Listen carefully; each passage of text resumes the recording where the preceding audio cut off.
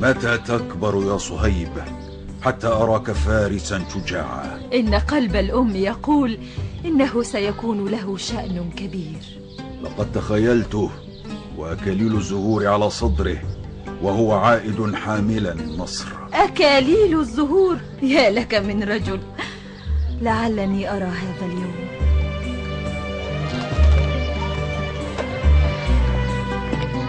إن هذا الرجل لم يأتي بخير. ما الأمر يا رجل؟ ما كان هذا موعدنا؟ جيوش الروم يا سيدي تواصل انتصاراتها، ولا أدري ماذا نفعل، فقد اقتربت جدا من العراق. فلنستعد لهم بكل ما لدينا، ولكن الأمر صعب. جهزي ملابس الحرب فقد حان وقتها.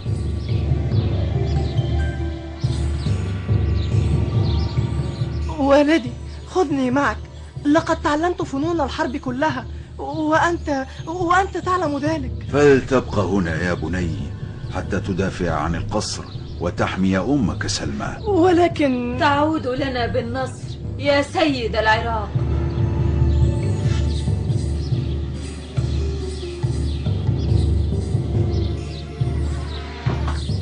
كنت أتمنى أن أذهب معه.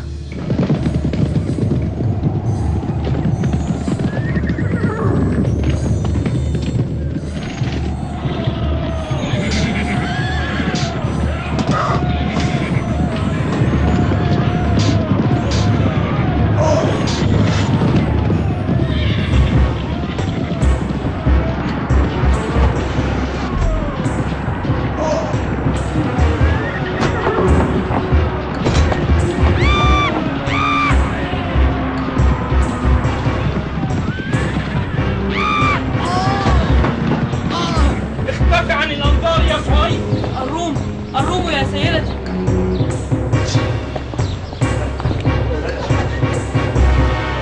سأقتلكم أيها الروم، ماذا فعلتم بنا؟ تعال أيها الصبي، فأطفالنا في حاجة إليك لتخدمهم. لن أذهب معكم، فأنا عربي. وحمل الروم صهيبا إلى بلاد غريبة بعيدا عن والديه، دون أن ينعم بحضنيهما سوى فترة يسيرة، ويعيش هنا حتى أصبح شابا قويا وقد تعلم كل شيء.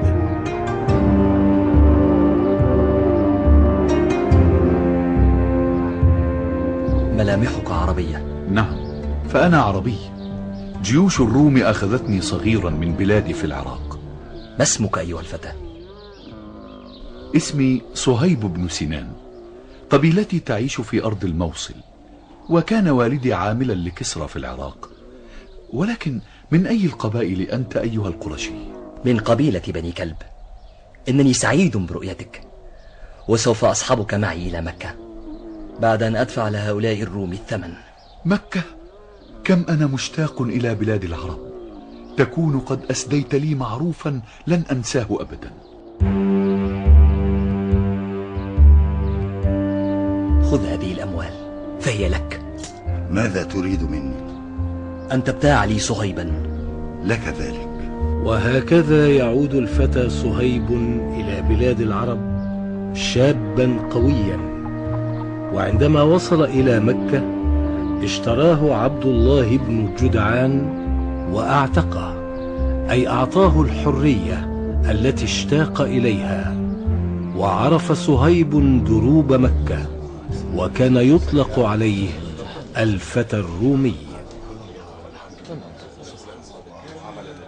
إنه فتى رومي جاء مع القافلة. ما أنا برومي، أنا عربي ابن عربي، فأنا صهيب بن سنان من أهل العراق. إنني أرغب في شراء هذا الفتى. لك هذا يا سيدي. يا صهيب، هذا عبد الله بن جدعان سيدك الذي اشتراك في مكة. سأكون عند حسن ظنك. إنني معجب بك يا فتى، لذلك فأنت حر طليق، مثلك لا يجب أن يكون عبدا لأحد. أنا حر. تحيا الحرية. لا حياة بدون حرية.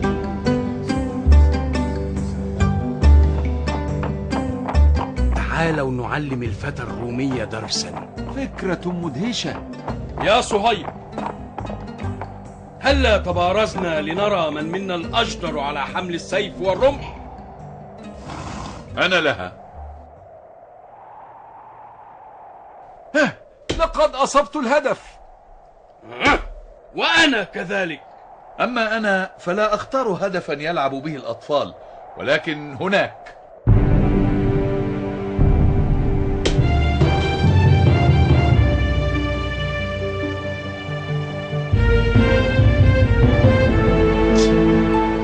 هل من مبارز؟ أنا لك يا ربي.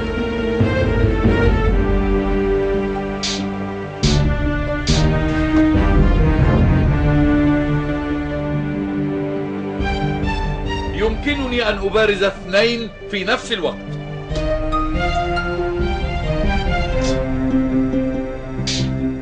يا له من فارس قوي. نعم، إنه متميز. تعالوا أعلمكم فنون القتال.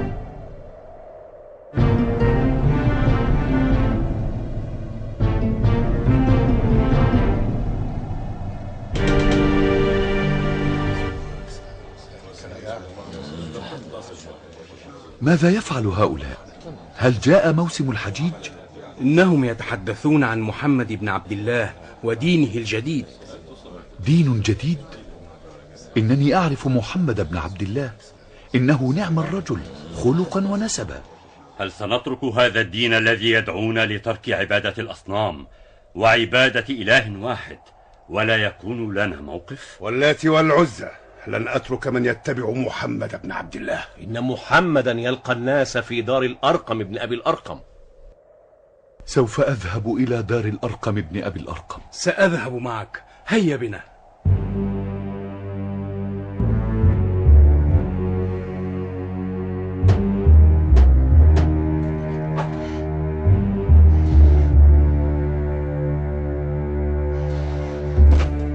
لقد جئنا نسمع منك عن الدين الجديد. وأشار إليهم سيدنا محمد صلى الله عليه وسلم بالجلوس ويخبرهم عن الدين، ويشرح الله صدر صهيب بن سنان وصاحبه فيعلنان إسلامهما.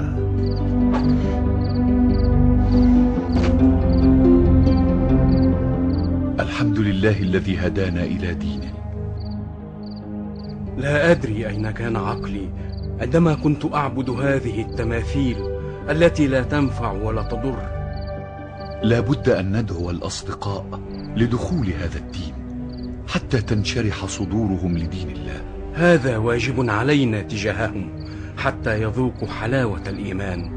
بالفعل يتمكن صهيب من إقناع العديد من الشباب في دخول دين الله الحنيف. لقد هاجر النبي صلى الله عليه وسلم إلى المدينة. ماذا تقول؟ هل هاجر رسول الله إلى المدينة؟ نعم، لقد هاجر سرا مع صاحبه أبي بكر الصديق بعدما زادت مضايقات كفار مكة له. لا مقام لي في مكة. لو أخبرني رسول الله بموعد هجرته لصاحبته فيها، ولكني سوف ألحقه قريبا. لا بد أن نترك مكة في الخفاء حتى لا نصاب بالأذى من قريش. أما أنا فسوف أهاجر على طريقتي. استقبل أهل المدينة رسول الله استقبالا حافلا. لقد أراد الله لدينه النصر. السلام عليكم ورحمة الله وبركاته. وعليكم السلام ورحمة الله وبركاته. إلى أين أنت ذاهب أيها الرومي؟ مهاجر إلى رسول الله. هكذا جهارا نهارا؟ لقد جئتنا صعلوقا حقيرا، فلما كثر مالك تريد الرحيل؟ وهذا لن يكون يا صهيب. يا معشر قريش، لقد علمتم أنني أمهركم للسيف استخداما وللرمح إطلاقا. والله لن تصلوا إلي حتى أرمي كل منكم بسهم ثم أضرب بسيفي حتى أموت. ولكننا لن نتركك تهاجر. وإن شئتم دللتكم على مالي وثيابي بمكة لتأخذوها وتتركوني. هذا هو الحل، نأخذ مالك وثيابك ونتركك فقيرا لمحمد. دلنا عليه.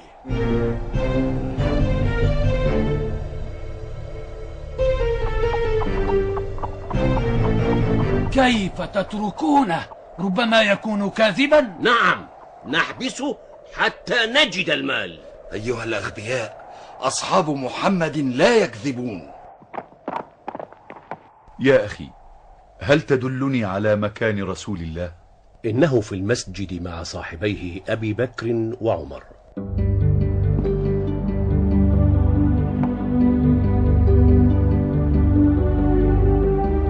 السلام عليكم يا رسول الله.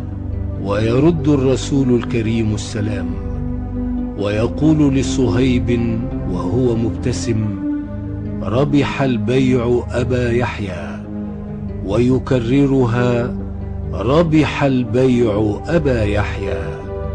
ونزل فيه قوله تعالى: أعوذ بالله من الشيطان الرجيم.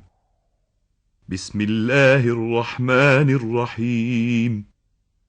ومن الناس من يشري نفسه ابتغاء مرضات الله والله رؤوف بالعباد.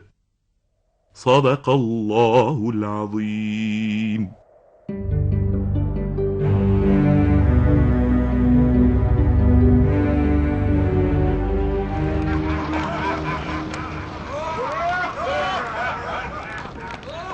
تقاعستم حتى أسلم صهيب بن سنان. لقد كنت معنا في مكة وعجزت عن منعه. هل كنت معكم يا غبي عندما هاجر إلى المدينة؟ وماذا كنا فاعلين؟ لقد مر من كفار قريش بسلام، ولو نصحتم الكفار بقتله لفعلوا، ولخسر المسلمون رجلا قويا وكسبنا نحن. لكنني أعمل مع جبناء أغبياء.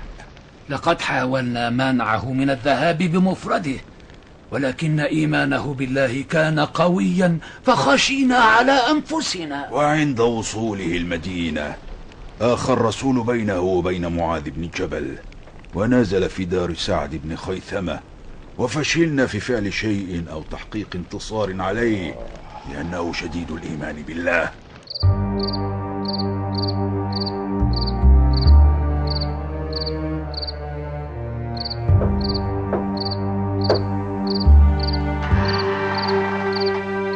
مرحبا بالرجل، هل لك عندي حاجة؟ أطفالي في حاجة للطعام وأنا فقير محتاج. أعطني من مالك ما يكفيني.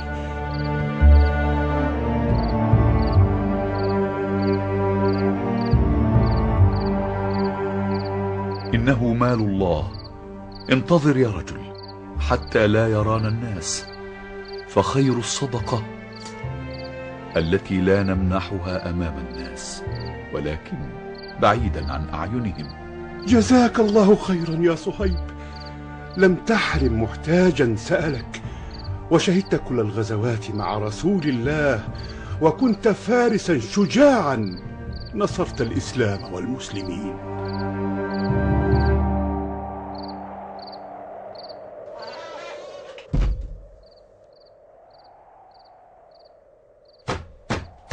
من بالباب؟ نحن عابرو سبيل، هل نجد عندكم طعاما؟ مرحبا بكم، رزق الله كثير. وكان صهيب كريما يخدم ضيوفه بنفسه، كما كان يقول: ما جعلت رسول الله بيني وبين العدو قط، حيث كان دائما على يمين أو يسار رسول الله، أو أمامه أو خلفه. نعم، كان حاضرا بماله وسيفه. أعوذ بالله من الشيطان الرجيم. بسم الله الرحمن الرحيم. قل إن ربي يبسط الرزق لمن يشاء من عباده ويقدر له، وما أنفقتم من شيء فهو يخلفه وهو خير الرازقين. صدق الله العظيم. وتمر السنوات ويحزن صهيب حزنا شديدا لوفاة رسول الله، ويواصل جهاده مع أبي بكر الصديق والفاروق. وفي عهد عثمان بن عفان رضي الله عنه تفجرت الفتنة، ولم يبرح صهيب منزله إلا للصلاة في مسجد رسول الله بالمدينة، ومات عن عمر يناهز 73 عاما ودفن بالبقيع. هكذا عرف الجميع كرم صهيب بن سنان، ما طرق بابه أحد إلا وجد ما يريد. سوف نصلي الجنازة، وسوف يكون الإمام سعد بن أبي وقاص.